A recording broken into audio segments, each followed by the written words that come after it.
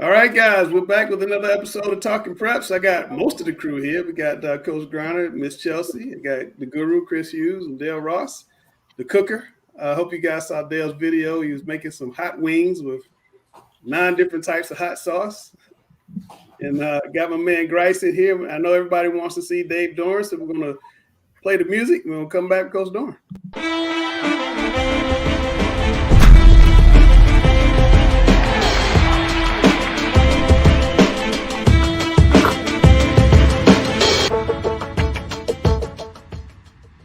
What's it like to be back again with fans in the stands, coaching like that? That must be pretty exciting. Yeah, it's very nice to have crowd noise and fans and, you know, all the pageantry that you expect to have in college football. And it was awesome seeing our student section doing what they do in our opener and being able to go through the Walk of Champions with our fans, the whole thing. It was nice. Duke's not on the schedule. I know we talked before about you wanted to play Duke. I mean, how important is that to you and how difficult is that not to have him on there? Well, I think we should get to play him at least every 4 years. You know, it's for the players that, you know, sign with this, particularly, you know, 70% of our team is from North Carolina, to not get a chance to play everybody in state during their tenure here, I think is just not the right way to do things from a scheduling standpoint. And so, you know, however they set it up, I just think there should be a better variety of rotational teams in our setup. How important is it to you to have great relationships with your high school coaches around the state, and not just the state, but obviously around the Southeast and your whole recruiting bed? Well, it means a lot. You know, I started this professional journey as a high school coach back in my hometown in Kansas City. And I remember, you know, that first year of coaching when college coaches would come in and the ones that would treat everybody with respect and sit down and talk football with you, and versus the guys that would come in and act like they're better than you. I mean, I remembered it, and it left an impression on me. So I try to get out when I can. Our staff gets out every chance we can get out, and you know, we reach out, you know, through social media, through Twitter or text. And Henry Trevathan from my staff, you know, does a great job of communicating with the high school coaches just on what's going on with our program from week to week. I'm glad you brought up the fact that you're a high school coach. That's obviously where I started too. When was it that you kind of developed that bug for coaching football, that really kind of put that seed or that passion for you that obviously helped you to excel professionally, but just kind of gave you that first love for the game? I can't hear anything. Summer before my senior year in college, I coached a high school 7-on-7 team at my alma mater, and just loved it. And at that point decided that's the route I wanted to pursue, and started, you know, trying to find GA jobs and couldn't get one. And so I just went home and found a high school job, paid, you know, like $400 and went to work. And from there, I, you know, just got an opportunity to go back to Drake where I played to be a GA a year later. Is the video playing for you guys? Started from there. Speaking of 2-3 sport guys, you know, I come from the era where, you know, you played all 3 big sports: football, basketball, baseball. A lot of guys ran track or wrestled. Well, what is your thoughts as a coach on players or athletes that come that just want to specialize on one sport, whether it be baseball? We see it a lot in baseball. Sometimes you see it with basketball, and sometimes now we're starting to see it even more with these travel football, some of the traveling 7-on-7 teams. But what was your thought, or maybe what would your advice be, I guess would be the better way to phrase this question, Coach, to parents or to kids who are thinking about just specializing on one versus playing them all? Mm-hmm. I personally like multi-sport athletes a lot. I think they're competing in seasons longer than guys that are in one sport. They go from football to basketball to whatever that other sport is, and they just don't stop competing, you know. And not only that, they're training themselves in, you know, different movements, different patterns of movement. You know, I think it helps from an injury standpoint. Sometimes I think when guys are only in one sport, they're more prone to injury. But you know, obviously we're going to recruit them all and try to get the best players we can get. But you know, if you were asking me what advice would you give to young people, I think they should compete as much as they can compete, be in as many sports as they can be in. Yeah, Coach, you've had a lot of success recruiting kids out of Charlotte, you know, Jalen Scott and Porter Rooks and kids like that. What advice would you give to parents as they're trying to navigate the recruiting waters, just about how to get their name out there, how to be seen, maybe not even always at your level, but at any level? What's the best route you think to go if you're a parent of a young kid? Well, I don't think it's the parent's job, first of all. It's the young person's job to play well enough to be recruited and do well enough in school. With the readiness of huddle and how easily we can get film now, if a guy's a good player, we're going to find him. And the first question we're going to ask when we like his film is, what type of student is he? So, if the kid doesn't have good film, but he's been marketed well, we're not going to recruit him. If a kid has good film and he's a bad student, we're not going to recruit him. So, I think there's a little bit of a misnomer that they got to have all these different services helping them. I personally feel like there should be more focus on playing well, being a good teammate, and being a good student, and let the coaches do their job and go find them. Does the cold emailing of the position coach, is that helpful or not? Just for have a kid just not really. No, I mean, we have recruiting staffs now at this level, and that's what they do. And I think, if you're trying to send film to someone, sending it, for us, it's Mercy Felez, but to the director of player personnel at the university, he's the one that's going to hand that off and first evaluate it before the assistant coach does anyway. But there's so much spam email we get on kids as position coaches anymore. I'm not sure how many of those get opened. I think your best route is going directly to the recruiting office. All right, cool. Hey, Coach, I always ask this to all the guys that come here on Talking Preps Overtime, because obviously, my background is as a coach, and I'm not going to be able to do what I'm doing forever, as is any of us really.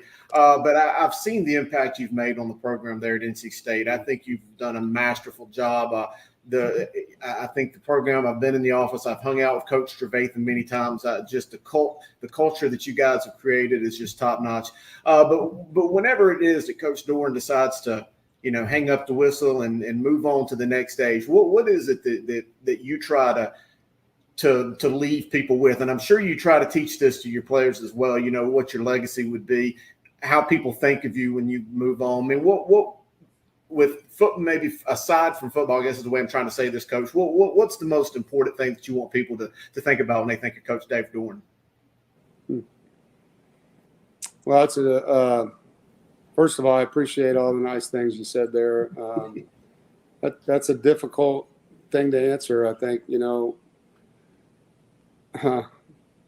With these players, my goal has always been to help them become the best version of themselves. I want them to turn around at the end of their time with me and thank me, for pushing them, for holding them accountable, for living up to my end of it. And I promised them I wouldn't let them underachieve, and that I'd surround them with great people and motivate them and love them. And that's really what I hope I get out of this. Obviously winning and bowl games and all those things are great, but I didn't get into coaching for that. I got into coaching because I love helping young people, and I still love that. It means a lot to me when someone comes up to me that played for me, regardless of when it happens, and thanks me for pushing them or for being hard on them or for telling them the truth or helping them through a tough time. And I think that's the best part of this job, is you get to serve others. So hopefully that's what people remember me by.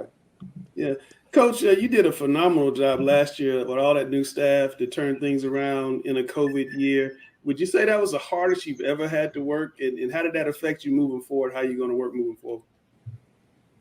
Yeah, it was hard. It was just so many unknowns, every day we were just changing things. And as you guys know, the unknowns of COVID, like the rules, nobody knew what to do, and there wasn't much leadership, and even the leaders were struggling with telling everyone what to do in the country. Yeah. So I think the thing that the early point in this thing, we embraced it as a staff, and we did a good job of getting our players to understand the value of, look, if we want to have an edge on every team we play, let's handle this scenario better than anyone else can handle it.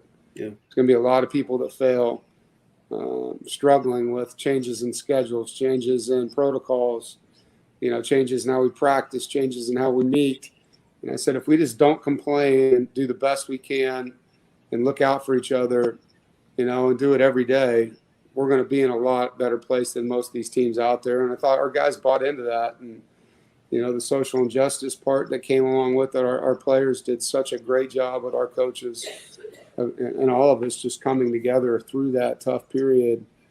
It was the hardest year, not in coaching, but just in everything else. Everything but coaching. Coaching was still coaching, but everything else was just, you couldn't be trained for that.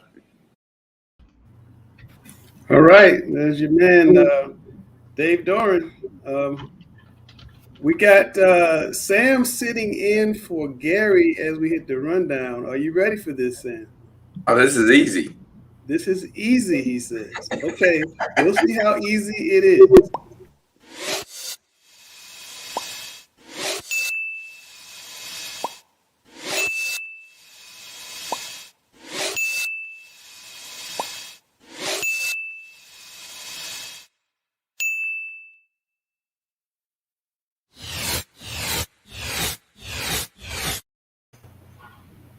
All right, you guys see the topics. We're going to go top.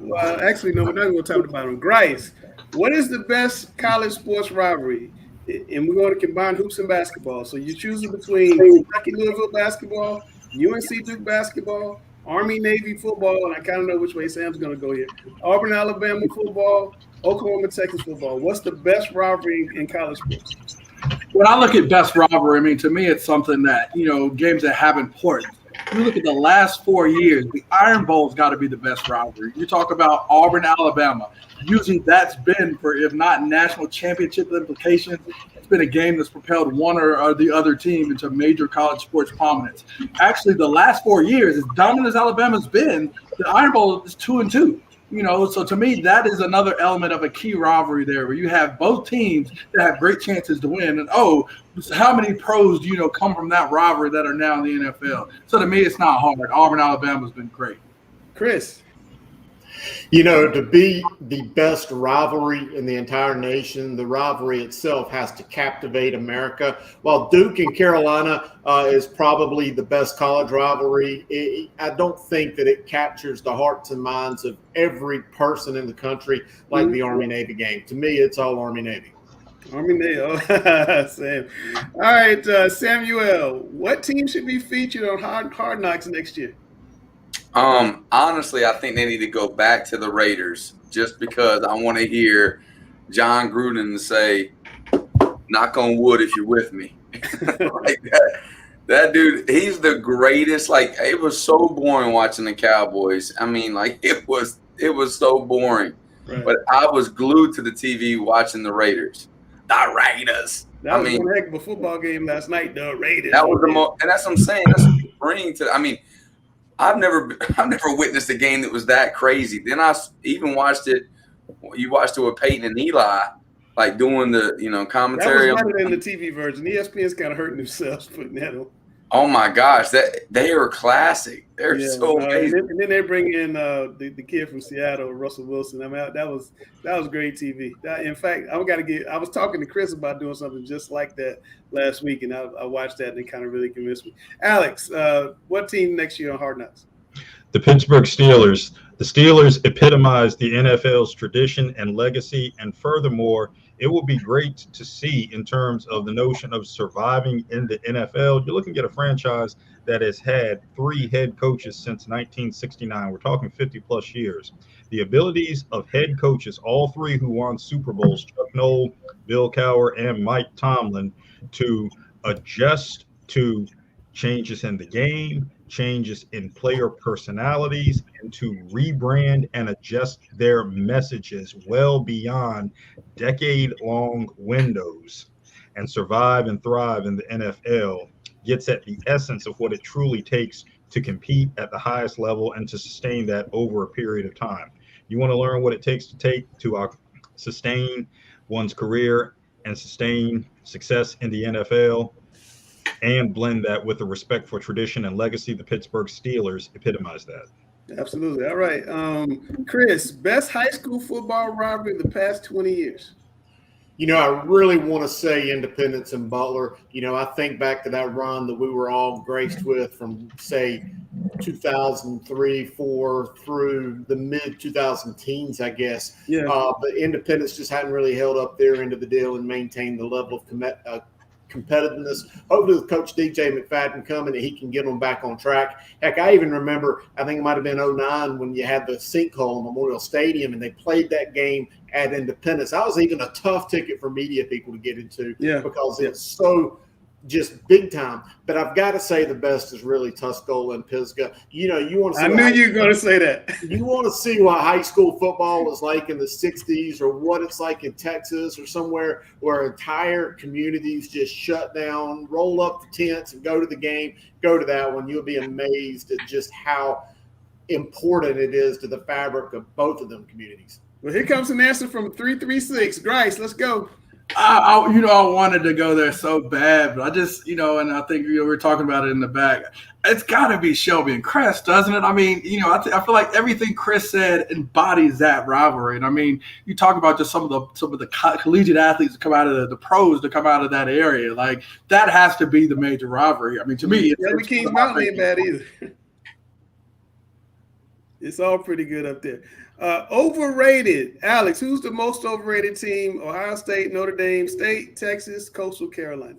All of them are overrated. Ohio State beat Michigan, then come talk to me.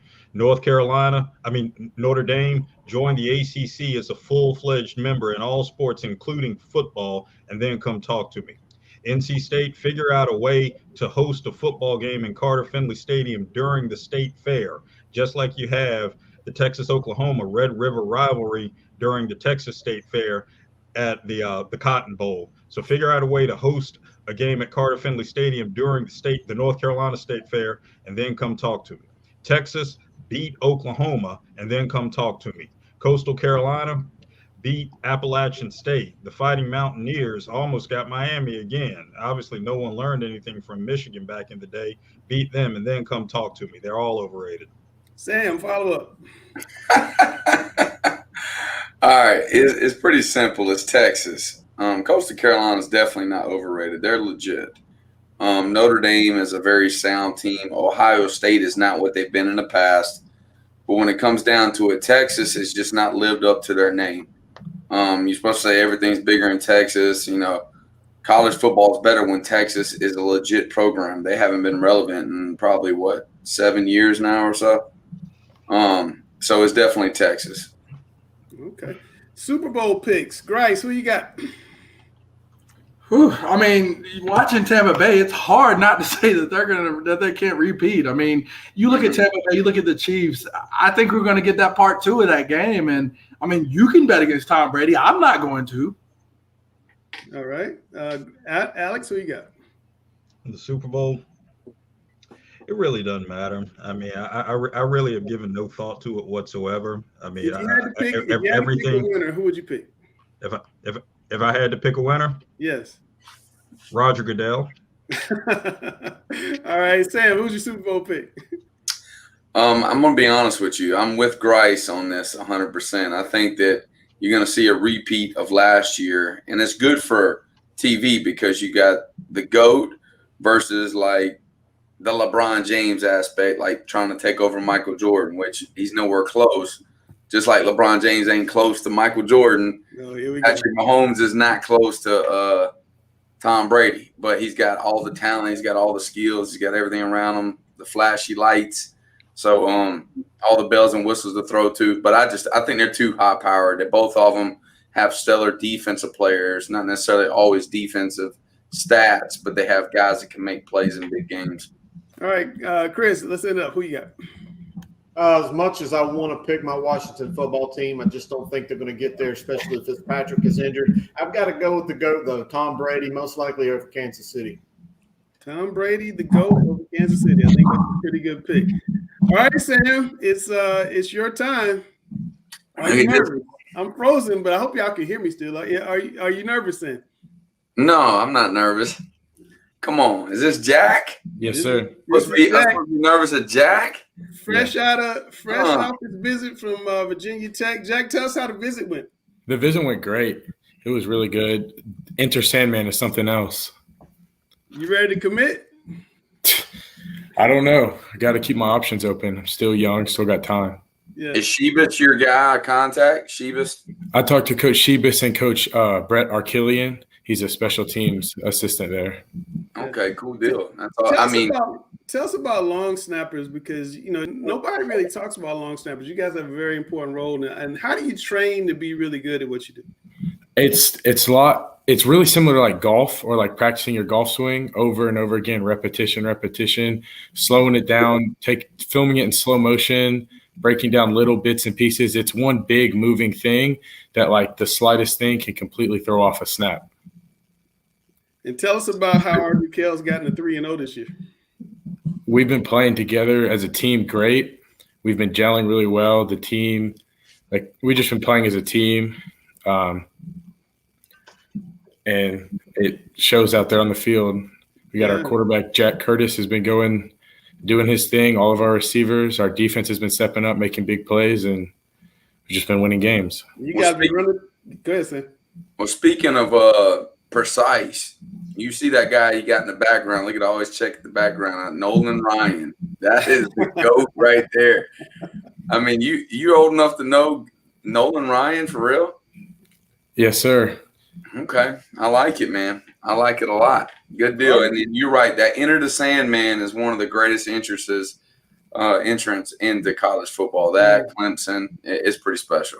Arthur Kel's making a run through the Union County Powers. You guys got Porter Ridge this week. Tell us about playing Porter Ridge. What's that going to be like? I'm super excited. I know our team is really excited to finish off the Union County stint, as it seems like, as we're going through all the teams out there. And we're not overlooking. They're a great team. They're good, just classic football team. They play great football. Yeah. We're excited to play them. They need to give you guys a trophy or something if you win this game. Union County Championship. All right, so you know the rules here. You got to knock down Sam. He's on a little win streak. I got to hear him brag all week long. So we're going to play his music, then you're going to take him down. Brother, I'm not MJ, just Coach Griner, but I'm the GOAT of the game show.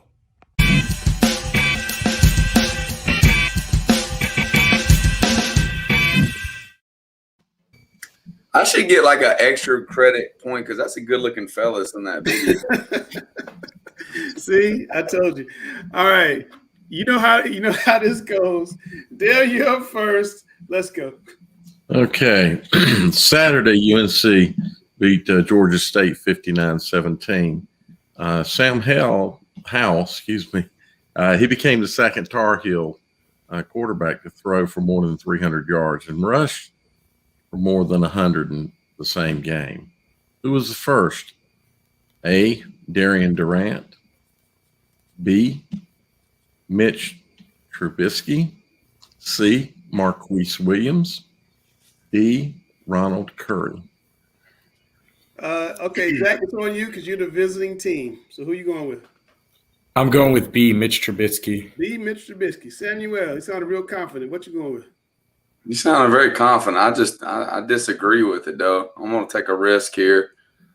I think it's between A or D. Okay. And I'm going to go with D. D, Ronald Curry. The answer is C, Marquise Williams. He did it in 2014 against Notre Dame. I hope he's watching so he can get on you. Yeah, all I remember is the game he got beat 10-7. That's all I remember. Oh, okay. All right. He had a hurt ankle in that game. Oh, my gosh. Are we still going about this? We got to clamp them up, baby. Clamp them up. He was injured. Okay, so we're tied still at 0-0. Chelsea, let's go. The number one country song in the country is called Fancy Like, and it's been on top of the chart for 8 weeks. Who sings it? A, Walker Hayes. B, Luke Bryan. C, Jason Aldean and Carrie Underwood. Or D, Kofi Anderson. Samuel, what's your answer? C. C. All right. Jack, what you got? I'm going with A. Jack, my man. There we go. My man talking about like he going to see Virginia. He watches country music all he listens to country music all day long. I was trying to be confident so he'd go with me, but I had no chance there. God, I like that. Sam's in the hole. Now Sam has to play a little defense because he's in the hole. Are you nervous, Sam? Yeah, that's not good when you go down 1-0 right there. I ain't gonna lie. That's not good. Okay, so we got Chelsea is wait. I ripped the wrong question, but we'll I think it's Dale. We'll read that one. Okay. I'm out of order, Dale. I'm sorry. That's all right. It's one of the most popular shows on Netflix and based on the real life location in the Carolinas. Well, I love all these locations. Name the show. A, Outer Banks. B, Beach Town, Myrtle Beach. C, The Triangle. D, the Wilmington Shore. Jack's on you, sir. I'm going with A, Outer Banks. A, Outer Banks. Samuel, what you got? Yeah, I'm going with A too. All right, you both are correct. You just went A because he went A. You playing? No, I was going to go. That's the thing. Like we should have switched it up. Like the question I had no chance at, I felt like was question 2. The first one and the third one, I could have easily went first. Why do you want to like reorder the questions? You always ask the Chelsea's laughing at you because you asked me. He's just tired of me winning. He's tired of me winning. I am tired of you winning. Chelsea, let's go. Audrey Kell High School opened in 2006. Oh my God! Really? Hold on. Like we're going Audrey Kell question right now. Okay. All right. Yeah. I'm with you. In what year did the Knights have their first winning record in football? A, 2006, B, 2007, C, 2010, D, 2012. No pressure, Sam. If you lose this question, you lose the game. No pressure. No, that's not necessarily true. C is the answer. C is the answer. Jack, I'm going to go with C as well. You both are incorrect. No. It was B? It was A. A? They had a winning record? It was B. They were 10-3 on the Miami right in 2007. Audrey Kell opened strong out of the gate. All right, so we're down to our last question, and Sam is down, so Sam must get a W. And I got to find this question. Oh, it's not a question he knows right away. Dale, who's reading this one? This is Dale reading this one. Okay, here we go. Samuel. No, it's on him. Who is the Carolina Panthers starting kicker? Ryan Santoso. A. B. Joey Sly. C. Graham Gano. D. Zane Gonzalez. All right, Jack. A. Ryan Santoso. Sam. Well, I can't go with him because I automatically lose. And he's probably right. But I'll go B. B. Joey Sly. Joey Sly was the kicker who got cut in preseason. Yeah, I knew it. Ryan Santoso just got cut today. Oh, really? The kicker is Zane Gonzalez. So, Jack, oh, really? You win the game, Jack. Yes. Talk to Good it. job. Took you down. Freaking unbelievable, man. Country question. What the heck? I love it. Audrey Kell question, country question. I mean, he didn't get the Audrey Kell catch. I just want to know. Yeah, I'm struggling. Today I didn't have no clue about anything. I knew the Outer Banks one. That was about it. But yeah, man, you did a phenomenal job. Good job. I know that he reached out to you on the low and said, "Hey, what are you confident in?" You were like, country music, big tires. This was pure winning. Okay. Are you hearing this, Grace? Tell him, Grace. Hey, Grace, Hold on. What did I say? Grace, don't you dare do that. First L you'll take. Do that. Yeah. All right, Jack, man, appreciate you. Good job, Jack. Good luck against Porter Ridge, all right? Thank you. Good job, Jack. Thank you for having me. Yep, absolutely. He was fun. That was Jack Maurer. He's one of the best long snappers in the state, actually. He's legit. That's a huge deal. I'm trying to tell you, like, yes, it is. I understand that is a huge deal. Like, you call punt team like a damage control type situation, and I mean that could really devastate you and lose a game for you. Yeah. All right, well, it's time to see who Miss Chelsea's got going on. And me and Sam will go in the back and let y'all have fun. All right, so this week I interviewed Audrey Kell defensive back Jason Angulo, and his coach Mark Harmon was one of the people who reached out to me recommending him. And I just figured, after Audrey Kell's 3-0 streak so far, starting off with such a strong season, it'd be an appropriate time to set up an interview and share it. So, yeah. All right.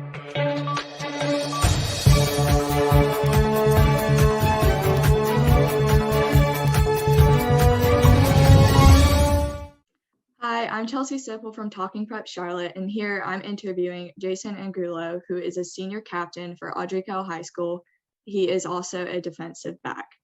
So, Jason, Audrey Kell is currently 3-0 in your football season. Just discuss what it's like to start off with that winning foot and being undefeated. It basically shows that we're taking the right steps, not in game, but only in practices. It shows that we can get the job done. And it shows that that we've been down in games, and it shows that we can come out top even when we adjust.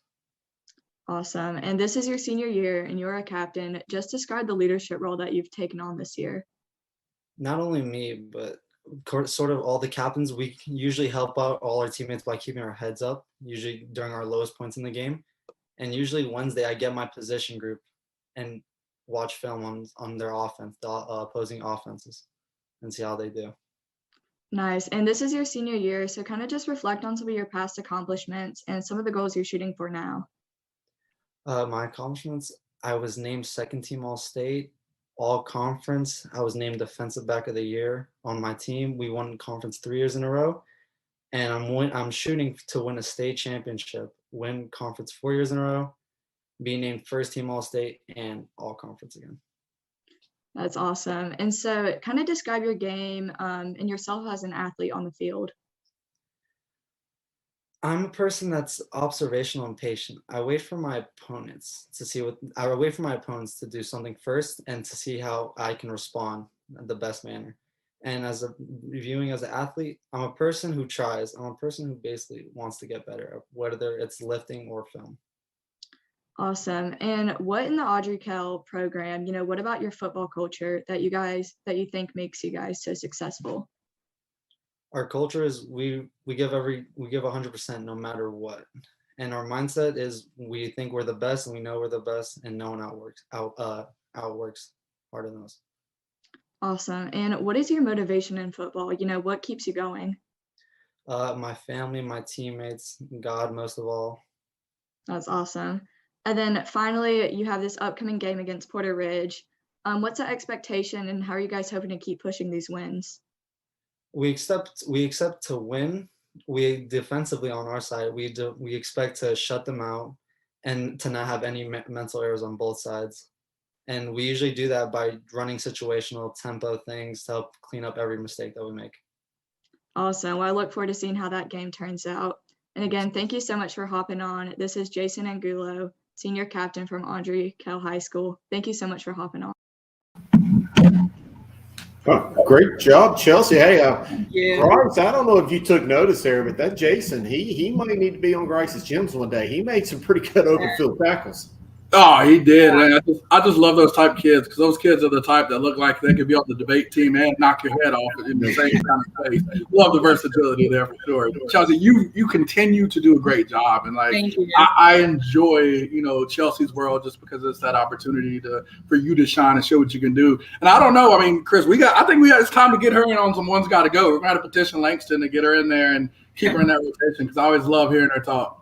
Oh, yeah, absolutely. And I like the fact that Coach Harmon's reaching out to you, coaches from around the state's giving you a holler on your Twitter. That's pretty cool. They're starting to see the value in you promoting their athletes. So keep it going on. Thank you, guys. And Chelsea, let them know how they can contact you, because like I said, I keep wanting to do that every week, because the bar keeps getting raised. At this point, dang, we're gonna have to get like some college players the way you keep hitting these hard-hitting interviews. So how can they contact you? My Twitter DMs are open. My Twitter @ is Chelsea Sipple.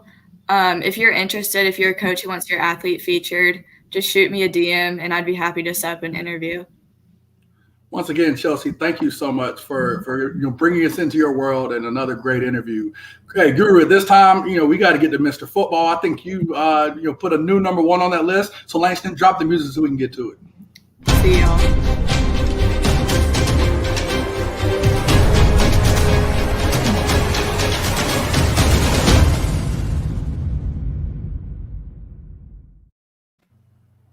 Yeah, you're right, Bryce. We do have a new number one, but, we had some text messages back and forth today. We've had 3 number ones here in 3 weeks. Open dates have a lot to do with that, just the opportunity for some of these guys to really ball out. But Maureen Hampton, running back, committed to Carolina, Cleveland High School, he has just been a monster in the games I've seen him. He has made some really good defensive players look kind of tentative trying to tackle him because he is a load. He's just not a finesse running back. He is a full truckload of speed and power coming at you. Oh, for sure, 100%. And like you said, as we're approaching the end of non-conference, teams getting their buys in. Again, you have some uneven games here where you get some snooze fest where guys are maybe playing 2 to 3 quarters. But a couple names you're starting to see creep into that top 5. Chambers had a bit of a scare, which from the football end was a little tough for them. But for their starters, normally in situations where they would dominate, it really got guys like Dalen Smothers, who's already won this last year. We got to see his brilliance this week. Casey Conception continues to show his greatness, and Tate Carney as well. Had I think about 200 yards, I think 2 or 3 touchdowns. So there are some guys putting up some monster performances to close the non-conference period out, and I think we got guys that are there. Another guy to watch that's kind of on that outside, kind of looking or sneaking up, is that Jacob Newman at South Meck. Of course, we'll talk about them a little bit later, but he's got some big-time games where he's going to need a big performance for his team to be successful. So we're definitely looking to see, how they can do. So I got to see Jacob Friday night. What a ball game! That kid is. I think the move to South Mecklenburg was real good for him, but he really showed out Friday night. Definitely. Looking even, Malachi Hamrick, I talked with Coach Littlejohn, the OC down at South Point, and they started to have some real problems in that second half, blocking those Shelby defenders. And it's some guys on this list, and we talk about this all the time. There could be so many more guys, but right now with these 16, you're starting to see some big-time performances from them. And, I'm excited to see how this is going to continue to go as we go throughout the season. But those top 3, even Tad right there at 4, Casey at 5, that's a strong top 5, and I'm excited to see how we get to the finish line here, Chris. Yeah, absolutely. And there's some guys on here that really keep creeping up. I look at the offensive numbers that Davie County keeps putting up. So that Tate Carney is just going to continue to get the rock in each game and just put up these video game-like numbers. Byron Brown and both Noah Rogers, they finally are more healthy now at Rolesville. So they have really looked good the last couple of weeks. So, yeah, man, a lot of great football being played from coast to the mountains. I can't wait to see how it kind of shakes out towards the conference races and towards the end of the year. Definitely. So, hey, we'll keep on looking, but we want to give you guys another update on our Mr. Football watch list. Again, at the end, the top 3 will be invited live on our show where we'll unveil the winner. But, hey, I think it's time for one of our favorite segments, as Fresh Faces. Langston, drop that video.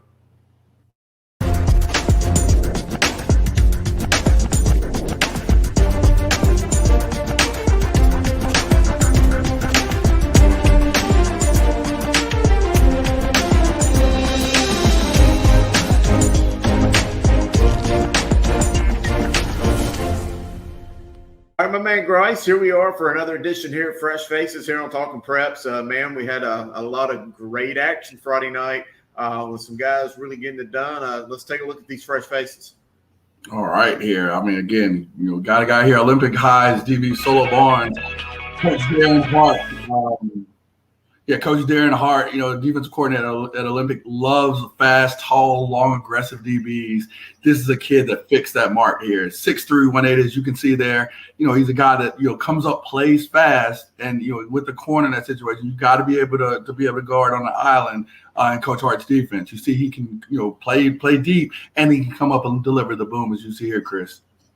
Yeah, just looking at these clips right here, 6'3", that's a tough defender to have to account for as an offensive play caller sitting back there kind of patrolling that space. And as you said, being able to come up there and deliver the boom. Let's look at him right here. Got the close angle film. Looking at the read. I would say, hey, able to make some open field tackles. That's a big-time player. Oh, it is. And again, like we talk about the range, he's playing off, a good deal there, but still being able to come up and deliver the boom. Definitely look forward to see what he's going to do this year with Coach Hart and Coach Thompson, Olympic. All right, Grace, let's shift gears and go here and talk about a young man that I'm sure that you know a lot about, running back and defensive back, Tamar Bivens. He had 121 yards against upstate South Carolina Power Gaffney. There's no shame in that. Gaffney's always a big-time team, also playing there in the reservation. Tell me about this game Friday. Oh, man, it's a tough game against a great opponent.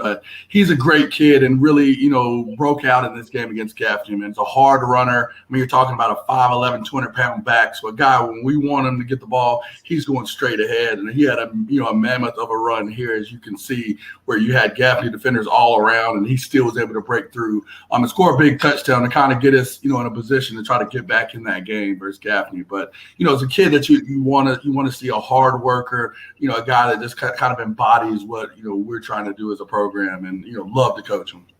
Man, I love those big time runs again, especially against a big time team like Gaffney. I have a feeling Gaffney would fit in quite well with a lot of the big 4A schools up here in North Carolina. Always a premier team. I love the fact that we're going all the way down to the Wilmington area to Eastern North Carolina to talk about this next guy. It just shows the statewide aspect of us here, talking preps, coast to coast, mountains to the coast.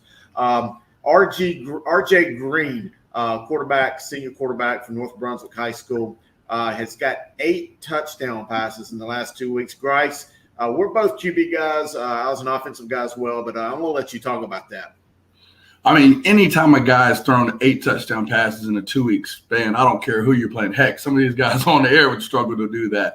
You see some of the explosiveness. You see the arm strength. Again, him being on one hash, making that throw to the opposite hash. Don't care who's there. He's able to get that ball out, get it to his receiver and score a touchdown. But, a lot of those guys, down east we've seen that midway game where, you had, the explosion of 2 quarterbacks with a lot of talent. There's a lot of good QBs down the eastern part of the state. And, I mean, it looks like RJ Green, if he continues on that pace, is going to do a lot to establish himself as one of those premier guys on the eastern part of the state.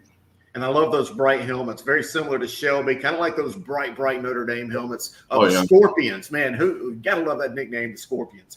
Also, we're going to look at Malachi Greer from Cox Mill High School, wide receiver, 6'2" frame, 165-pound receiver and DB. Let's look at his highlight intro right there. There's the big guy. Man, that's a good-looking young man. Oh, it definitely is. And then, I talked with Coach Baker, and he just, loves this kid, the ability for him to be versatile. Talks about the receiver, but he's able to come up and lay a big hit here. Cox Mill started off extremely well. And, I mean, he definitely seems to be a part of, why they've done so.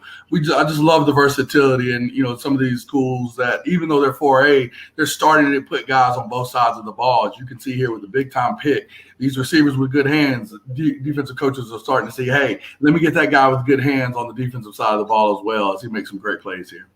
No, he's having a great season right there. Cox Mills Friday night didn't go as well. Huff snapped that six-game winning streak, but he's a good-looking player. Glad that we could get him here today on Fresh Faces. That's it for this week. Another good crop of young guys. Love it. Love to see it. I mean, again, hopefully we can get, some more crop, of good young talent, across the state as we continue to do. So I'm ready for it next week. All right. Well, there you go. Sam, I'm going to bring you back real quick. Gary said the reason why you lost was this. It's very true. It's very true. Gary inspires me. It's just too bad that he went to Kate's skating ring. Was backward skating and slipped a little bit, but other than that, Gary's on the IR this week. But all right, Sam, we'll have you back in a second. Time for a new segment we're calling the Great Debate. I want to get you guys' thoughts, Chris, Dale, and Alex.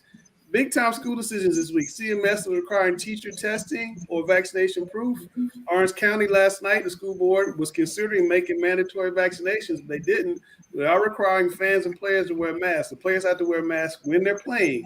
They don't have to wear them when they're playing. And you only have 2 fans per athlete. And then Union County is in the quarantines for non-positive students as well as contact tracing.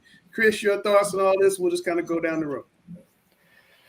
Well, I want to try to be as insightful as Gary, but I'm afraid that I'm probably not going to live up to the rep that he has bestowed upon himself. CMS requiring teachers to show proof of vaccination or testing. I don't necessarily have a problem with it because I've been vaccinated and I am pro vaccinations, although I know that some of us here aren't and some of us think that they can get by without it. I don't necessarily have a problem. I know as a parent with some kids in school, I'd like to know that the teachers are being safe and doing things, or at the very least, just wearing a mask or whatever they've got to do to protect themselves. I know it's a slippery slope, but I think that I guess with the Delta variant, it is what it is. I guess it's acceptable. I'm not necessarily a fan of it, but I get the logic behind it.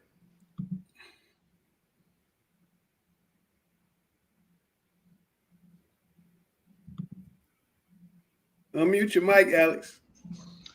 Anything and everything comes down to one simple reality. I am unconcerned by what anyone else is doing if I don't do what I do well and to the best of my abilities. Whether we're talking Orange County schools, whether we're talking Union County schools, whether we're talking Mecklenburg County schools, whether we're talking any of the 110 or so LEAs or local education agencies in the state of North Carolina.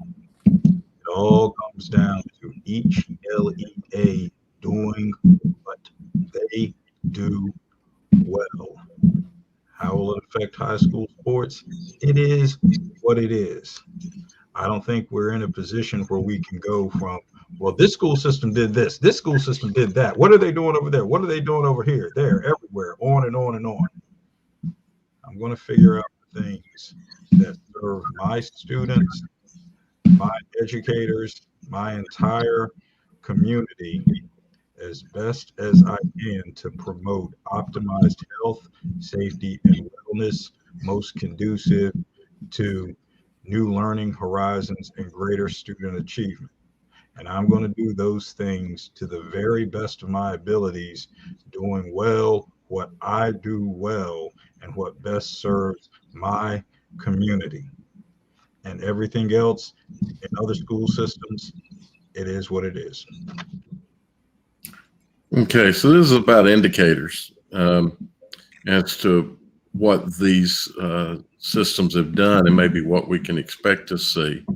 I think one of the things that didn't occur out of the Orange County, when I first heard about this situation, they were talking about just completely not playing for the next 3 weeks. I think we need to, or I think we will see. I don't believe there's any debate here. I hate to call this stuff a debate because we got to do things to mitigate. And the requiring proof of vaccination, that's part of mitigation, is getting vaccinated and thus not allowing anyone in that's not vaccinated. There's a potential to cause spread. And I think other systems are going to see that, and probably we can look to see them implement. I do think we're going to probably see more across the board masking, required masking. These are indicators as to what's going to come, what we can expect to see to come about. Because in the end, we've got to do as much mitigation as we can. So just because these systems have done it, don't think it's going to end here. I think this is an indicator of what's to come. All right, guys. Conference play starts this week. Teams can't. I mean, I guess you can, but it's not going to be as easy just to call around and find games. Do you guys think we're going to get through conference play? Do you guys think we're going to get through the playoffs without some? I'm worried that some teams are going to go unbeaten till November and then miss, the first round playoff game, the second round playoff game, and then their season be over. What do you guys think? It is I what think it is. you're going to see. Well, I'll start, Alex. I think you're going to see some teams that just don't play all the games. You're already seeing that. There's a handful of teams that's already played one game, and every week just continuously drop opponents. And so I think you're going to see that. I think it's going to be similar to what we saw back in the spring season. And I think some schools are going to be happy with that. I have spoken with coaches who have said their administrators are fine with them not going to the playoffs, that they're just going to provide what opportunities they can for their athletes to compete. But if they go to the playoffs to do it, if they don't, they don't. And I think some systems are okay with that. Yeah. Alex? It is what it is. None of us like this situation. None of us like the uncertainty of it all. all of us feel for everyone who's in these quandaries. It's terrible all the way around, Right. but it is what it is. So I right, reiterate Dale. what I said in my last answer. We do what we do well, and we leave it at that. And whatever happens, happens. It's beyond our control. All right, Dale, I'll give you the final word. Okay, so Friday night I was going to Pine Lake to watch football, and I get the coach Trotter contacts me and says we're having a quarantine. I think we're going to see more of this. One of the things Langston is in non-conference play, teams have opportunity to pick up other games. As they get into conference play, that's going to make it a lot tougher, and I think we're going to see more of this fall out. And I do want to throw out and just see what people think. One of my thoughts are that in conference, we get into conference play, if a team has a game and an opponent that can't play, I'd like to see that maybe teams have an opportunity to play 2 conference games if there's another opponent in the conference that has an open date, to go ahead and allow them to play and allow that to count towards final. Let's bring in the head football coach, Sam. How would you feel if you had to make up a game and you got to play the same team twice? It's better than not playing at all. So that I would definitely. How do you think? But what happens if it's the powerhouse team in that conference? Shelby having to play the last place team in the conference. Would that be cool? To Shelby, it would be cool. To the other team, it might not be cool. I'm just saying because that's going to come up. I need a game. And the only game I can find is against the power. I'm going to be honest with you. I said I'll never get vaccinated. But if they told me if my whole team's vaccinated, including coaches, we won't have to quarantine, we'll be able to make it through the whole season, I would do it. I would do it for that reason. That'd be the only way. Well, we got you on record. On record. Yeah. Why would you want to harm your opportunity to make it to the playoffs? That's the only reason why I would do it. I know. Here's the thing. I'm gonna be straight up with you, Dale. Like I said, the virus cannot affect me. I don't feel like it's just not gonna affect me. So that's misinformation. I wish I could put Chris in the one shot. You can say that. I'm just being honest with you. I'm not trying to say. I hope you take very good care of yourself. I do. I hope it does. I do think vaccinations make a difference. There was a guy that was super anti-vaccination. He thought it was conspiracy theory. He was on Twitter and Facebook asking for prayers, and unfortunately he passed away early today. So I hope, they're dying, Langston. Yeah, they're dying. There's a young man, and I'm talking about those anti-vaxxers. Yeah, young man in Orange County's in ICU. So you're trying to say no vaccinated people have died? No, I'm telling you, people like a pastor in Denver, Colorado, who mocked COVID-19 patients. He just died today. He was an anti-vaxxer. Sam, I think a vaccine is like an umbrella. I think it prevents you from you're going to get a little wet, but it prevents you from getting drenched. I kind of look at it like that. All right, guys, we could be on vaccines all day long. It's time for Grice's Gym. Let's see who Grice and Chris brought up this week as the best performers in North Carolina from the week past.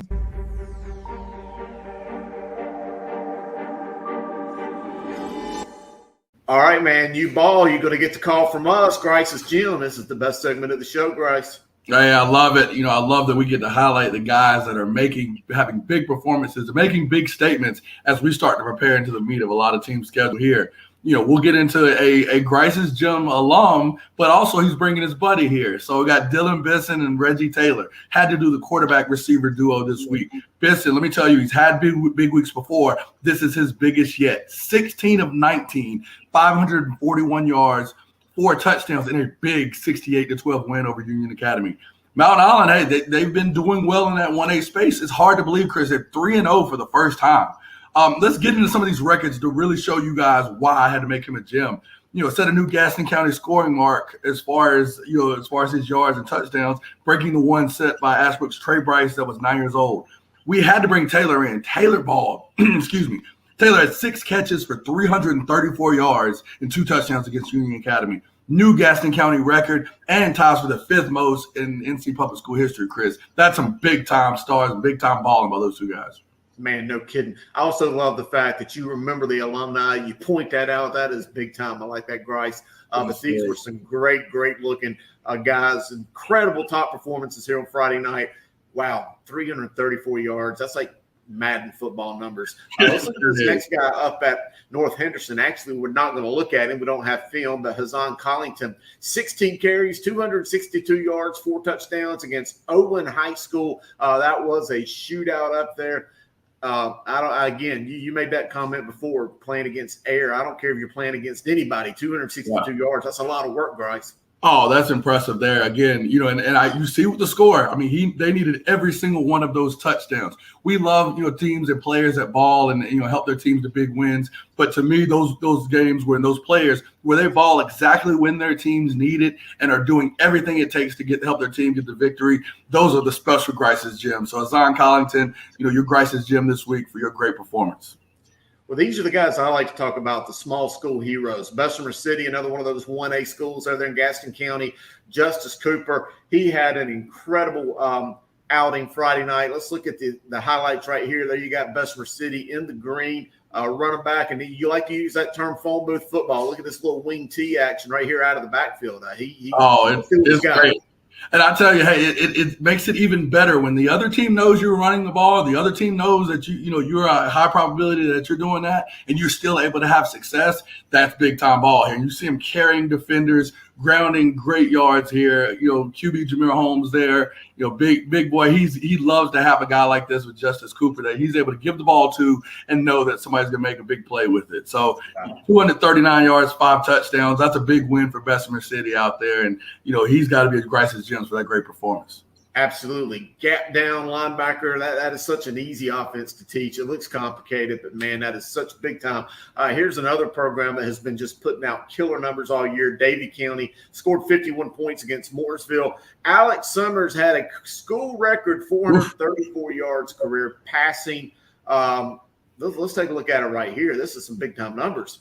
And we all know Mooresville is no slouch of a team, so to put up those numbers and set a school record in doing so, that's big-time ball here. So Davie County had 598 yards of total offense, and clearly he was a big reason why. Look at him, being elusive out, getting out of the pocket, able to throw the ball, get big gains here. I mean, it's we talk about these stats, and I always tell people, hey, if you're bringing stats, you're bringing numbers, you got to bring it to be a Grice's Gym. People are doing some incredible things out here, and Alex Summers, is really showing and embodies that this week with Grice's Gym. Great throw there, as you can see, against Mooresville. Great pass.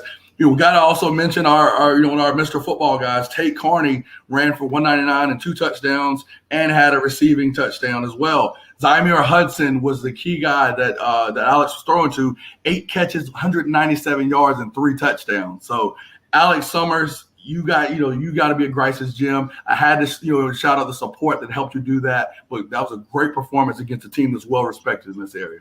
Wow, Coach Tim Devericks and that entire Davie County offense is going to cause some defensive coordinators to have to take some goodies, headache powders, how to come up with a way to stop that this year. Let's look here at Mr. Football himself, Hollywood, Dalen Smothers, Chambers High School. What an effort he put forth Friday night. Let's take a look at it. Woo! Hey, it's tight when they had to get some power eye, but this is a Grice's Gym alumni, Mr. Football, et cetera, et cetera. There's so many things and so many adjectives and superlatives we use with this guy, but let's not make no mistake about it. They needed this kid when in a game that, hey, Coach Jupiter Wilson gave those Julius Chambers Cougars everything they could handle, and this kid had to show exactly why we've said those things about him in a big game. 200 yards rushing, as you can see, the 38 yards receiving for him. He was the offense, and I think it's in a situation where we knew, and anybody who was around the stadium knew that Hollywood was getting the ball for Chambers and that he was going to do everything he needed to be successful. Look at him throwing a block there to help KC Conception get some big yards there on the jet sweep. So it's not a secret. It's not a surprise. It's not a guy new to this, but we still have to highlight him to show, and I wanted to highlight him because he balled in a key game against a great opponent. And Grice, you're not old school enough to know that was actually the wishbone. Actually, I'm old enough that I've coached in a wishbone. I'm sorry. I thought it was power eye. That's my fault. I'm sorry. I'm used to 5 wide receivers. Hey, that is my fault. Man. That was bad. Give me Wishbone, 5 yards, cloud of dust every day, and I'm a happy man. All right, let's look at this stuff about the big guy here at the bottom. Will Taylor, Greenville Rose quarterback. They finally snapped their 3-game losing streak with a big game against Southwest Onslow. Went 7 for 10, 252 yards, 4 touchdowns. Let's just take a look at this arm right here. That's why he went 7 for 10.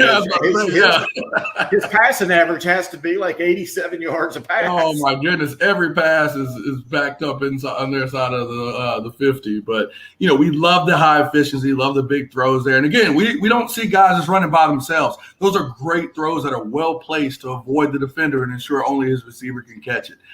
Every single one of these highlights shows exactly why he was able to be successful in this game. Again, another guy with high efficiency, big numbers, and leading his team to a big victory. So, Grice's Gyms, like I tell you guys every single week, if you ball, you give us a call. Send us your highlights. We want to feature you as much as we can and in every way possible. So I'm at Coach Jay Grice, Langston Wirtz Jr. on Twitter, at Guru Chris Hughes. Send them to any of us on a Friday night. Again, if you think your performance is well worth it, please let us know. We want to feature you. But this crop of Grice's Gyms might be one of the best this season already. All right. I love that slogan too. You ball, give us a call. Probably gonna have some big time games this week, some balling. So always fun. Oh, I'm ready for it. Now, Chris, I think we're going to me, one of the most impressive segments in the show. I mean, you literally rank every team in the state of North Carolina. Langston, I think we got to get this going here soon.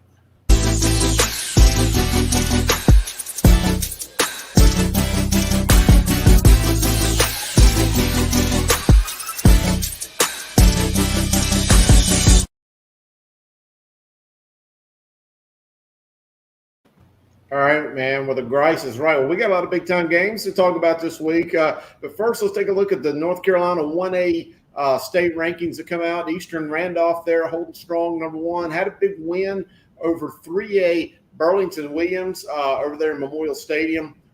They've got a big game this Friday night against Walkertown. Tarboro there, number 2. Mount Airy is a team in 1A you really need to think about. They have just been blowing everybody they've played out, and they've played some good teams. Thomasville as well. That's a team going up with the bullet. Robbinsville is kind of holding strong. Andrews had a blowout win over Mitchell. Mitchell's already had some impressive games this year. Mountain Heritage is one of those teams that's really been sidelined with the COVID bug. So hopefully Coach Joey Robinson's Cougars can get back on track. Northside, they lost that tough game against Murphy in the state championship game. They continue to look good. They've got a senior-heavy team. They're going to make another run in the East. And then you look at Murphy right there. They have lost a few games in a row now, played some tough Georgia opposition. I'm not worried about Murphy come playoff time. They're going to be fine. But that's you look at the 1A teams, and we're going to move on up to the 2A as soon as we get a graphic, gentlemen. And Chris, it's always interesting with the 1A, of course, having to fill in for you that one time. Be wary of the rematch. A lot of those teams are going to play each other again come November. And the teams that are kind of maybe in 9th or 10th, you don't learn your lesson, you might be going home a little earlier than you anticipated. It happens more often than you think, especially with teams like Robbinsville and Murphy and Swain County. They typically play twice a year because of just being dominant in half of the playoffs. I anticipate it most likely happening again. Here's that 2A file. Reedsville again, number 1. They're actually 3-0 now. They played Saturday morning and defeated county rival Rockingham County 44-8. Northeastern holding there. Salisbury, they are looking as strong as ever. They have not been scored on this year. Obviously, we know Jalen Walker, one of our Mr. Football nominees. He has had continued to have a great year. Maiden looking really, really strong. Shelby, they've lost a game, but they're still, they've played a little bit more of an aggressive schedule. But I think the Golden Lions will be fine. Clinton's one of those teams that haven't played a lot. Hendersonville went out and played the number 1 team in the 3A in South Carolina, hosted D.W. Daniel Friday night. Props to Coach Jim Sosby for doing that. There you see Wallace Rose Hill, St. Paul's, Washington, some good football teams there in Eastern North Carolina. Oh, without question. I think, you're starting to see some of the Eastern influence, but as it is with 2A, somebody's got to beat Reedsville, and I think they're always the team that's going to be hard to beat in that 2A area. I agree. Totally. There you see the 3A ranking. Scotland Second week in a row, holding on to that number one spot. Went on the road to Marlboro County, Bennettsville, South Carolina. Always a tough place to play against the Charlotte native, Coach Bobby Collins. So big win for Richard Bailey and that team. Lee County holding steady. 71st out of Fayetteville. They're a team to kind of keep an eye on if you're a big 3A fan. That's a team that's really making some noise. They're really big and physical, as most 71st teams are and have always been. So just got to keep an eye on them. Dudley, Havelock. Havelock's one of those teams that hadn't really played a lot of ball just because of the pandemic. Jacksonville, to me, is still that team that I've kind of got my eyes on. I think this Cardinal team might be a really good one. Kings Mountain, South Point Crest, James Hunt, rounding out the top 10.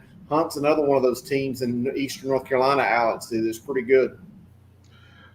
The Warriors always are in the mix. And it's something that's just overlooked time and again because they're tucked away in an area where a lot of publicity goes to the likes of Tarboro, Rocky Mount, recently Southern Nash, and they're tucked in that little crescent right there. But people overlook the fact that Wilson County has quite the tradition and always plays very good competitive football. I'm sure a lot of high school football historians will remember back in the day when Wilson County peaked during the early 1990s in the Hunt Beddingfield rivalry, when the Hunt star was Octavius Barnes, who went on to UNC. The Beddingfield star was Corey Thomas, who went on to Duke. And they went head-to-head in the Hunt Beddingfield arch rivalry during their days in Wilson County. So Wilson County's always had very, very good football. It's just tucked away in a shadow. Tarboro, Rocky Mount, Southern Nash. So people just overlook it because of that. But no surprise there with Hunt. Yeah, and also just with Hunt, you got Coach Juan Jackson, who has stepped on, just came on board, and they've done a really good job. Now we're going to move on up to the 4A rankings. So you see them right there. No surprise, Chambers, number one team. Huff is still second. I love what I see from this Huff team. I think if they played each other, I would say it's a 50-50 kind of ball game. I don't know if you guys agree, but I think Huff is certainly going in the right direction, as is East Forsyth. But I'm going to tell you guys, after I've really broke down the film, and I came to this realization even after I put forth these rankings together, I'm still not 100% sure, even in my heart of hearts, that Cardinal Gibbons might not be the second best team in North Carolina. They are absolutely monsters. Just look good on both sides of the ball. We've certainly seen how tough they played Chambers in that week one game. So keep an eye on them. Cleveland, Maureen Hampton, we know all about that program. Grimsley struggled a little bit on the road against a solid Pinecrest program. Newbern had that huge win over Big 5A power Maury out of Norfolk, Virginia. That's a strong statement kind of win for Coach Tori Noel's Bears. Richmond right there, they just kind of where they are. We know they're good, but we don't really know how good they are. That Raider Magic's always due to come back. Ardrey, they got an opportunity to really move up, as does Northern Guilford. A lot of really good programs in the 4A. 4A Fight Club, like I say, you look at a team like Butler, who, is 1-2, and by all measures, 1-2 does not signify a big program. Oh, but their losses was it to St. John's and DC and to Richmond by less than a touchdown? That's a team to me that I think could be considered as a top 5 team, and I wouldn't argue, but because of this is the 4A Fight Club, they can't be considered in there. So it's one of those tough things, but I think there are a lot of great programs in the 4A, and it's just so hard for you to rank them. So kudos to you for doing that. Hey, well, no problem. It's what I do. Been doing it for a long time. Let's take a look at these games to watch for Week 5. There you see Mount Tabor going to West Forsyth. That's a big CPC battle. There's going to be a lot of big CPC battles up there. So I'm looking forward to that one. Again, I mentioned Ardrey having their big game. Reagan, another CPC battle, going over to play East Forsyth. Providence at Charlotte Catholic. A.L. Brown, Kannapolis going over to Hickory Ridge. Leesville Road. Trying to, they had a sluggish performance against Southern Durham. Wake Forest just got completely manhandled by Gibbons. Havelock there at Newbern, North Lincoln at Statesville. Looking here at the other side, just a couple games that kind of stand out at me. Thomasville, I mentioned both of them and Salisbury earlier. They're going at it. Should be a great game. I like this West Charlotte and Mallory Creek. I know we got the two guys on here. I think that Mallard Creek is going to be a better team. I talked to Coach Tinsley on the phone last night because of that game against Gaffney. And I think that obviously West Charlotte's going in that right direction too. I mean, it to me, I think it speaks to what Coach Griner's, done with that program, that game is even considered on this list. And, of course, Coach Harris laid the foundation there, but I definitely feel like Coach Griner's continued to advance the program. And, again, for us, I mean, I do think it's a blessing in playing a top talent, such as Gaffney. We were able to see a team, again, that's a power, and that, playing teams like that definitely show and expose where you can improve. But, we had some chances and had opportunities to really bring that game closer. But good teams are going to do what good teams do. But this is a heck of a list here. And I mean, as we're getting into conference play, I mean, goodness to the conference schedule creators here. There's some some really crazy first games here. And again, like you pointed out, as I call them, the baby IMEC up there. I mean, Tabor at West Forsyth, Reagan at East Forsyth, two major games that I think are going to be big time for that conference up there, the 336. Yep. Well, Grice, let's take a look at your big game of the week.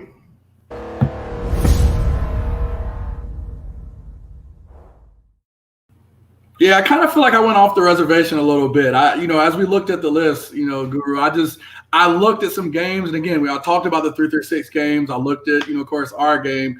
But to me, the game that stood out was the Catawba Ridge at South Met game. I think it's a very intriguing game for two programs that I think are in similar spots, that this win could really propel one of the programs. So here are my keys. I mean, the first game, can the running game help, Catawba Ridge QB Jaden Davis? I mean, we know all about him. It's hard to believe he's only a sophomore. I feel like he's been playing for 30 years. It's one of those things. But, he's had a great season so far. 9 touchdowns to 1 pick, averaging almost 260 yards a game. But the key is, can the combo of Bowen and Jones in the running back, as running back, can they help him out? I mean, we know that he's going to come to play. We know he's going to be successful. But if they're able to produce on the ground to really just take some of the pressure off the QB, I really think that, this is going to be big for that program, because, Jaden Davis is going to find the Henderson kid. He's his leading receiver. We know about him with plenty of offers all around. But that running game is going to be key for Catawba Ridge so they can help that offense continue to be successful. Flipping to the other side with South Met, quarterback Cam Reese, he's got to show he can make the big throw. We know about Mr. Football, semifinals, I guess you can call them, quarterfinals, wherever we want to put Jacob Newman. He's had a big season so far. But Cam Reese, and in the games that they've played, when he's been able to make the big throw, you've seen that offense be successful. Everyone is going to have their attention on Jacob Newman, and it's time for him to show as a junior that he can step up and make it. Finally, this game is that key next step for both programs here. I think a South Meck win over Catawba Ridge, that's going to show everybody that Joe Evans is here. He got it on Langston. He said, "Hey, nobody here at whatever the upset." Nobody thought it was an upset. So now this is a game that we expect you to win. We're at home, Coach. This is a game that you guys have the plan together. You have the talent. You have the fans behind your back. This is one that you got to have. If that's not an upset before, that means this one's got to go there. Catawba, Coach Lindak has done a great job so far. But, hey, if they're going to make that state championship run, of course, with a QB like Jaden Davis, this cannot be a game that you lose. So these two teams, I think a lot is going to be made out of this game. Even though it's non-conference, even though it's between, game teams in two different states. This game will be quite a feather in the cap for one of these programs as they're attempting to show, hey, we're ready to take that next step and contend for some big-time football. Yeah, and I think it's kind of cool. Jaden Davis, the number 1 player in the country in the class of 2023. Not quarterback, not running back, number 1 in the country. Sam, you coached a guy like that once at your school. That's a pretty cool deal right there, the number 1 in the country. Yeah, I agree. I mean, I don't know much about their quarterback. I just know that he is the number 1, like you said. But really good. I like my boy Joe Evans by 14 in this game. Okay. All right.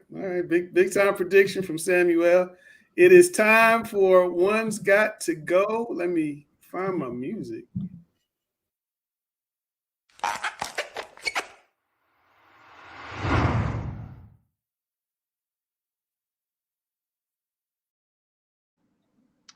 All right, we all know the time in the show that one has got to go. Let's do this and just keep it moving here. Ice cream novelties, Popsicles, ice cream sandwich, Nutty Buddy, push-ups, or the banana split. And we'll go top down. Which one's got to go, Sam?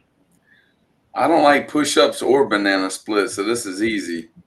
I'm going to go with push-ups just because it's pure sugar, all bad sugar. At least the banana is better sugar for you. So, yeah, push-ups got to go. Dale. I would go with popsicles. Chris. On a hot day, popsicle. All the other four are much better. So, I would say a banana split. I I'm gonna go with Dale. I don't want to butt in here, but I just got to ask Dale, would you put Frank's on a popsicle? you want me to make a Frank's I see a video popsicle for you? I'll see if it'll freeze. You said you put that S on everything. I'm just wondering. I do. So yeah, I would make one out of it. How's that?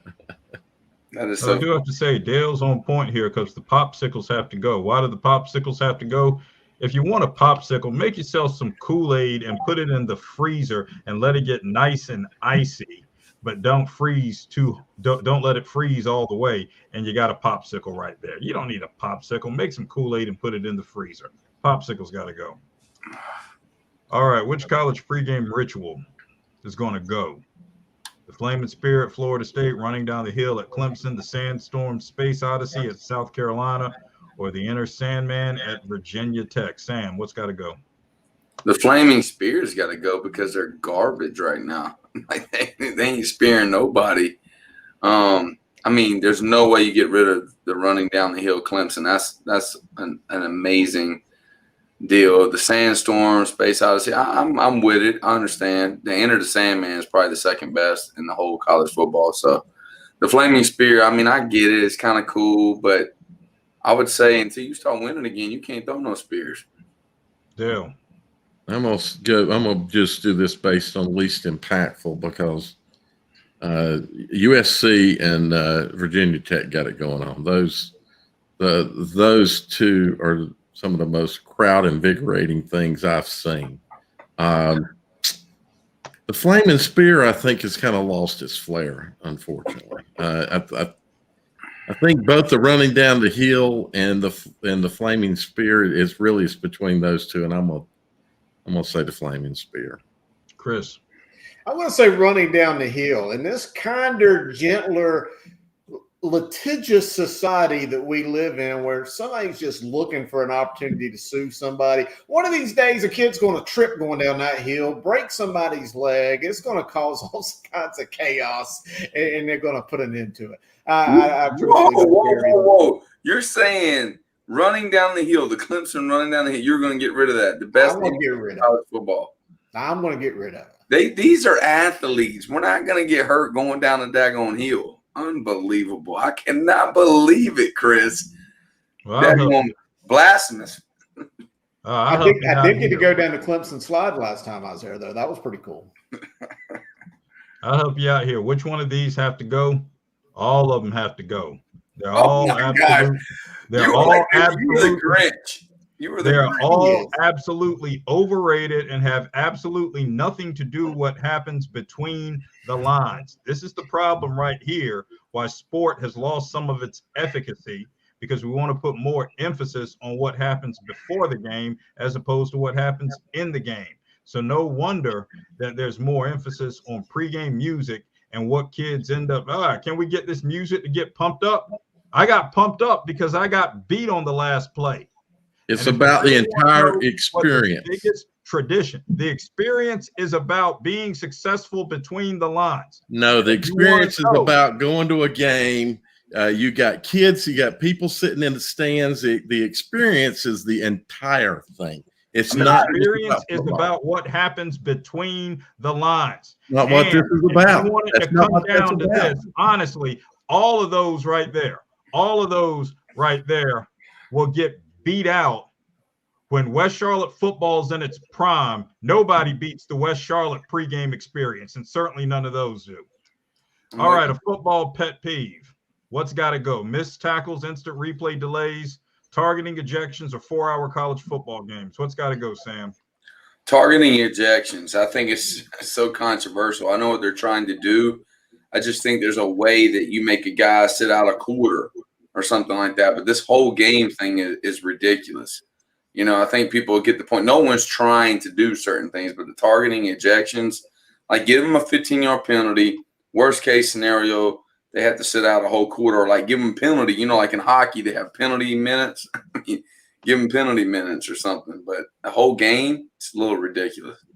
Dale. Yeah, the worst of these four is to be at a game, that 4-hour college football game. So if you're at the game, that's got to be the worst experience. I disagree in one aspect. If they got funnel cakes, I'm down before. Funnel cake, those nachos with jalapenos on. Yes, There you go. Yeah. All Chris, right. what has to go? You know, I love the college football experience. I go to as many games as I possibly can. And in fact, I'm going to be there 2 or 3 hours before eating food out in the parking lot. So, you know, you wait all year for college football. I don't mind spending 4 hours there to get my full money's worth in the attendance. I'm with Sam, however. I think the ejection targeting is a subjective kind of deal. You just never know unless you can just put blatant intent, and it's a grossly bad play where you need to get rid of the guy. You know, you can tell his intent was to hurt someone, but to throw a guy out and to potentially put him out a quarter the next game, I'm just not a big fan of it. All right, I'm going to take a contrarian perspective on this one. I know everyone's stunned by that, but no, let's keep the targeting ejection, simply because maybe sooner or later we'll have an NFL or college football version of Steve Javie come on and break down every time an ejection like this happens. Let's just play flag football then. But which one of them really has to go? The missed tackles have to go. Why? Very simply, get on D. All right, summer shoes. Which ones have to go? Crocs, flip-flops, sandals, or sneakers? Sam, which ones have to go? Are we talking about Jesus sandals? Or are we talking what kind of sandals are we talking about right here? I'm gonna say like them little strapped on like around your ankles and stuff. They got a bunch of straps. I'm gonna call those sandals. Those got to go.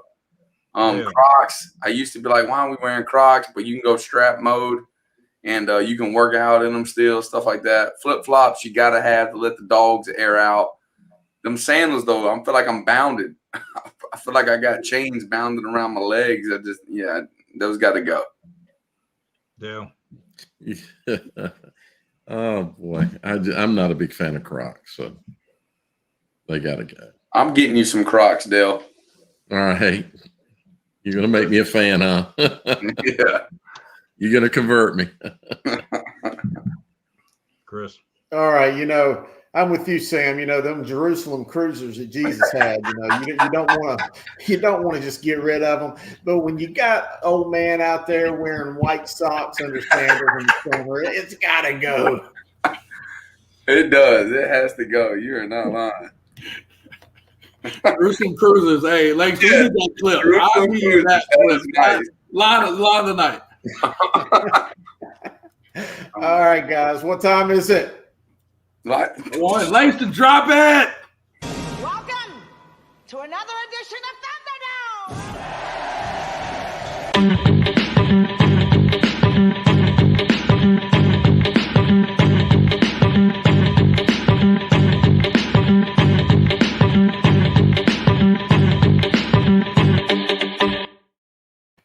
All right, y'all hear that? Yeah, it's time. I got Part the bell. 1 this week. Part 1 of the Thunderdome. I got to get my lick back, Griner. Got to get my lick back. I changed teams and all to get my lick back this week, Griner. I'm with you. All right, who's going first? Nice little text. I'm going to put this on the screen if I can like forward it over. Oh, I firmly believe it. I absolutely stand by it. Like it's one or the other. So to be fair, we had a conversation out kind of on our own. And I just feel like the way that this game's going to go, it's either going to be a dogfight or we're just going to come out absolutely just go hashtag Gangrel Creek on them. But either way, I say that to say, you know, even before we start, Coach, I look forward to, you know, to playing you, being on the other side or coaching against you. Feel like we're playing hell as much as me and you be jumping up and down, yelling and screaming. But, you know, again, it's always an honor, Coach, man. You know, you guys do your thing wherever you are, and it's going to be fun, and we're going to get to it. But let's get to the Talking Preps version. All right. Do I need to flip a coin, or does somebody want to volunteer to go first? I mean, I'll receive. I'm going to receive. He defers. I'm going to receive. Yeah, All I'll right, take hey, it. I defer. You're right. Okay. All right. Let's do it. Coach Grice, you're up first. Gap scheme versus a zone scheme. I mean, since I've got the ball, I've got to say, I mean, granted, I think when we played, I think I ran more gap scheme against you than you versus us. But it took me a little while, but I'm really a big fan of gap scheme, against high school defenses. I mean, I think I've been on both ends of the spectrum, having smaller, kind of quicker offensive linemen, and now having kind of bigger offensive linemen that can do a little bit more. I think gap scheme has really been effective for us. It's something I'm a believer of. Heck, the head coach I'm with now is a real big believer in it. I just think it provides linemen the opportunity. Just if we're able to get out and use some of our speed to get out and kind of create different angles, and even still, it just allows the opportunity for teams that blitz or do funky stuff like Griner's defense, like some of these other coaches who aren't as good as Griner on D. For offensive linemen, it takes a lot of the thinking out of it. It just says, hey, I got a guy, I can down block here on my inside. Let's just go ahead and wash that and take care of the trash. And the running backs a lot of times seem to benefit a lot more. I'm with you. I mean, I used to hate zone scheme. I kind of adapted into the zone scheme a little bit more now, just because I see Dalen Smothers be. I kind of like, man, can I get it Smothers? So so I'm like, man, maybe we just need to run zone, and we got guys that can do that. But gap scheme has been more my deal as well. I like telling a high school kid, you don't want 15, 16-year-old kids making decisions necessarily for your livelihood, for your family. I always say that. There's some kids that can do it, but the majority, you want to kind of guide them where they need to go and then let them play football. That's the way I like to coach, and the gap scheme is more a way of doing that. I agree with both of you. I like the gap scheme as well. All right. Coach Griner, you're up again on the second question. Coin toss in high school football, do you kick or receive if you win? Well, you don't do either of those. You defer to the second half, because if you say I kick, then you're going to be kicking twice. Kick it both times. And that happened when we were in college. That happened at Catawba going against Lenore Ryan, our captain. I was one of them, but our speaking captain said, we want to kick. And he's like, you sure you want to kick? So yeah, we want to kick, and then we were kicking and kicking at the half too.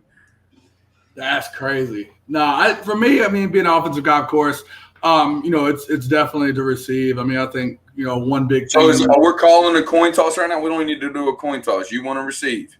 I'm not the head coach. Let's be very clear. It's not my win-loss record on the line. No. You just called it. Like, I'm gonna tell the officials. I'm gonna text right now. You got to text Tennessee. I'm not the head coach, so that's not my win-loss record on the line. My win-loss record is 0-0. Not impact. That's what I tell you. Hey, it's your win-loss record, so do what you need. But if I were in that position, I want to receive. I think the biggest thing is if you've practiced, if you've repped hard, with your offense to get out on with a good start. I think putting another team on that back foot can really adjust what they're trying to do offensively, even if you don't score, but can do what you can to flip the field and put their offense in a bad spot. You can do a lot starting that game to help kind of put your defense on a good foot there. And even if you don't, you still have that opportunity, coming at the end of the second quarter. A lot of teams want to go 2-minute drill. That's something where you can push no matter what. We're an up-tempo team. I'm an up-tempo guy.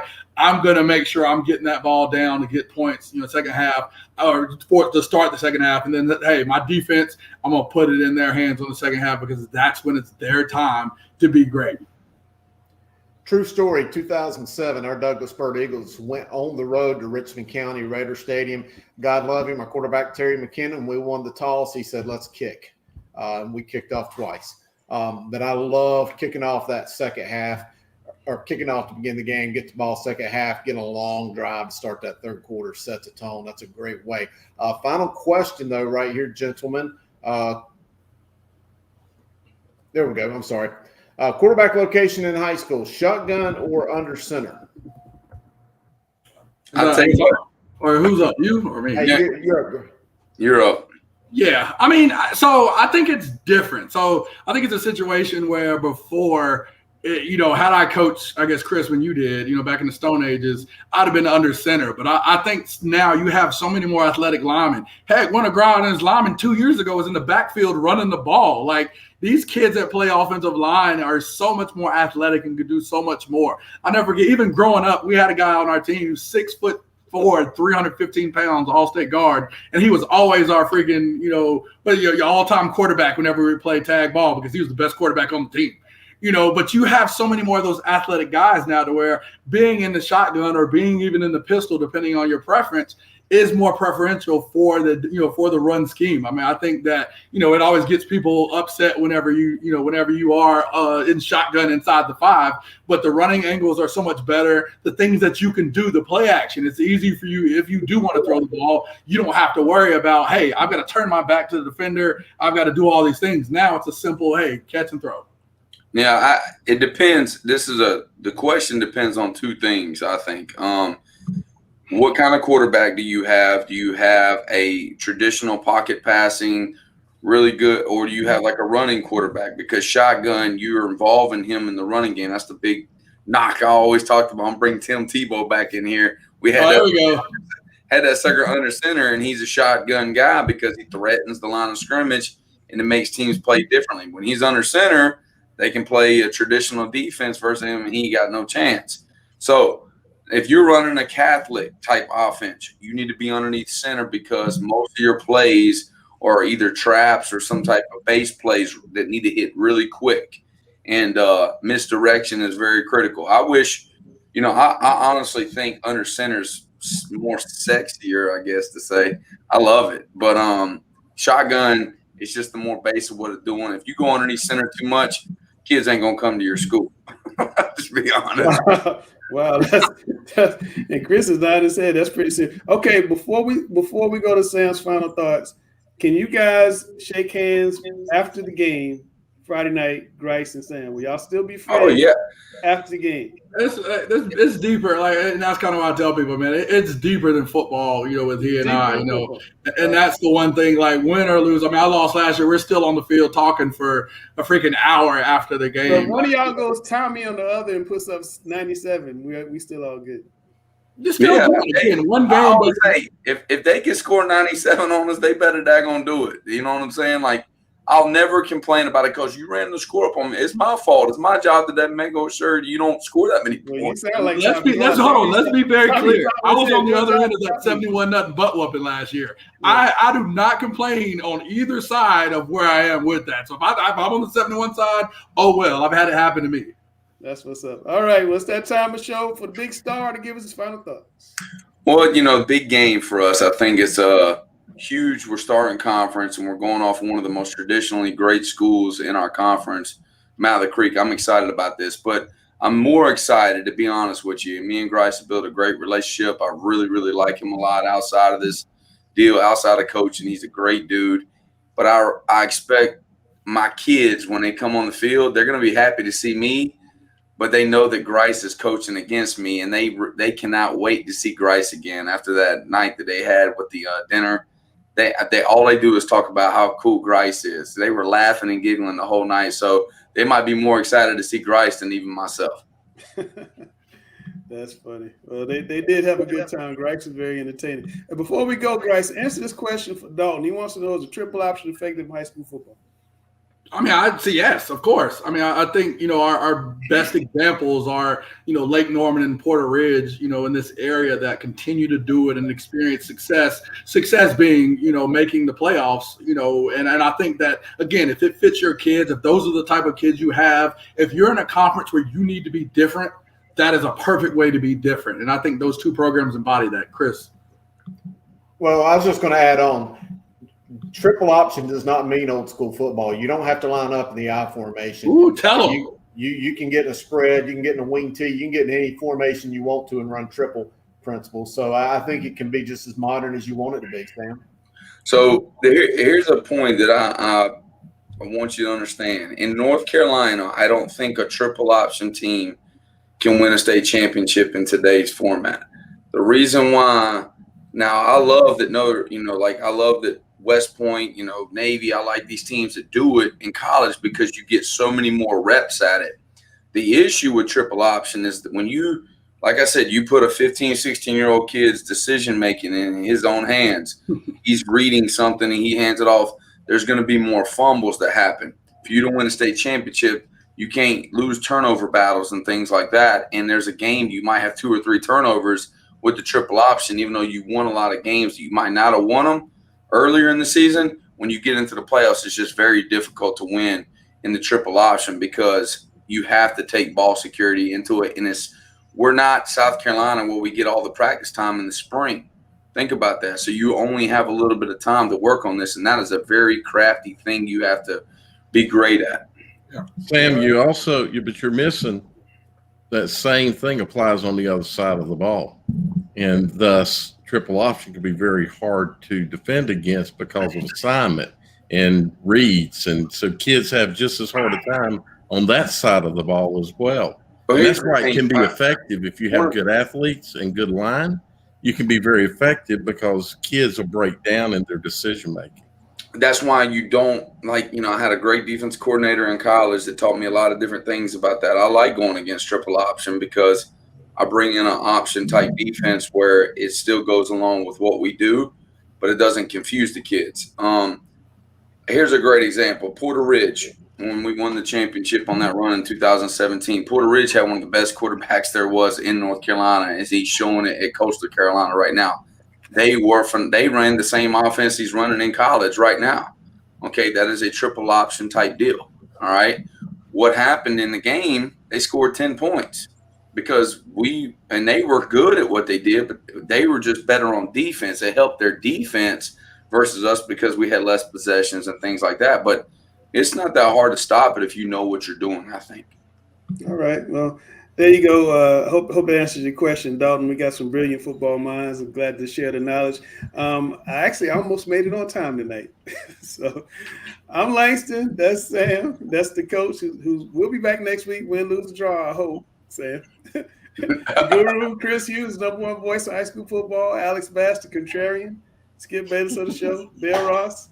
And my man, Jonathan Grice, the offensive coordinator at Malley Creek. I'm Langston. We'll catch you guys next week. We are talking preps. Offensive coordinator. Oh, quarterback coach. Did you get it? Did you get it? My bad. Quarterback coach. That's me. He didn't say that. That's me. He is offensive coordinator. Do not let that bullshit. Somebody got fired. We'll catch